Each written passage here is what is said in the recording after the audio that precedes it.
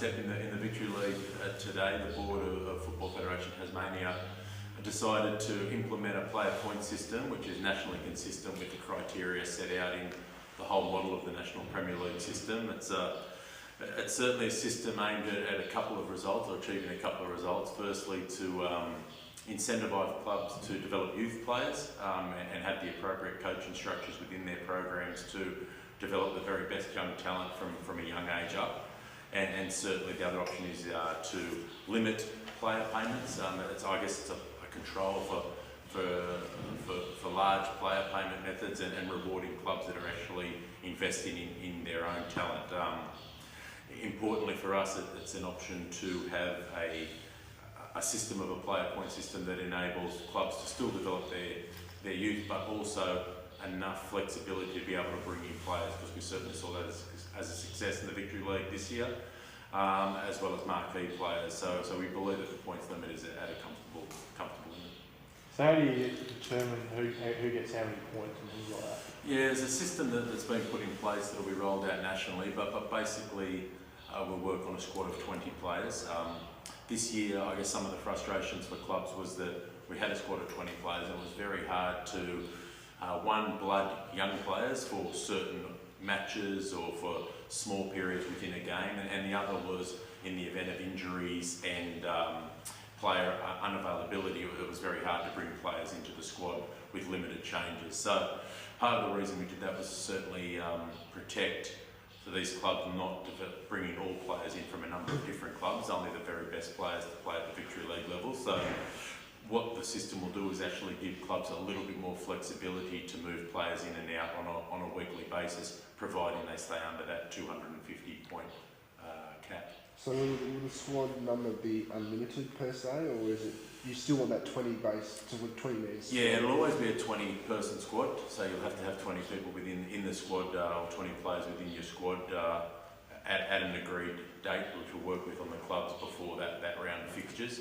But certainly the opportunity will be there to move players in and out, that again providing to stay under the number of players. Like during last season, you stopped changes mid-season, I believe, wasn't it? Yeah, we certainly stopped players coming in, and those rules will still continue. They're in line with our competition rules that players obviously can't change clubs after a certain date within the year. There needs to be a flexible, so that will be protected. The other things that will be protected is certainly players that are coming in for a final series or cup final series, so we'll need to have a date that, or a number of games that these people will have to have played to be eligible for some type of cup or final series. So how do you get the points for each player? Is it a computer? Yeah, well, the way it works is it's basically every player gets assigned 10 points. Then you either go up and down from that mark of 10.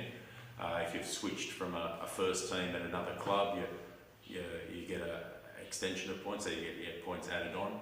But certainly, if this player has come through your youth ranks or played for five years as a loyal player within your club, you actually lose points. So it's designed at trying not to have clubs just going and poaching players from other clubs.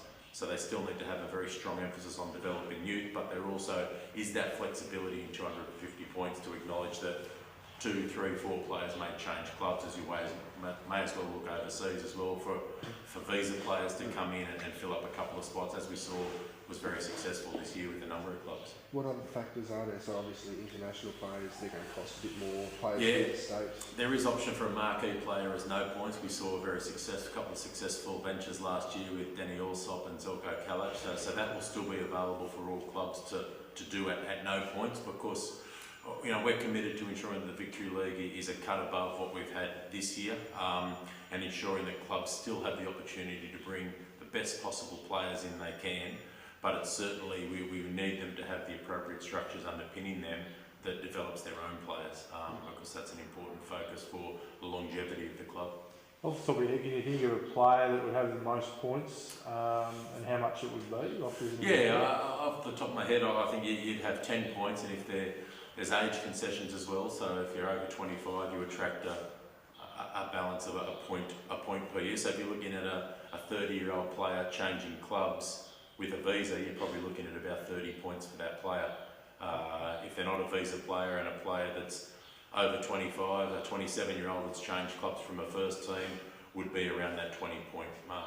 So it's there's still flexibility to be able to do that, but certainly you're going to have a lot of players within your club that have played 5 years or under 18 that attract a minus. So you're going to have a number of players that are closer to 0 rather than 10, and you're going to have a number of players that are closer to 20 rather than 10. So the older the player, the more points they'll be, roughly, is that? Yeah, a slight dilute, but then again, if they've been a player that's been at the club for a long time, they lose those points in a loyalty. So, it's designed for not approaching maybe older players to change clubs. It's having those players and having consistency within your club. Do you expect it to even up the competition as a whole over time?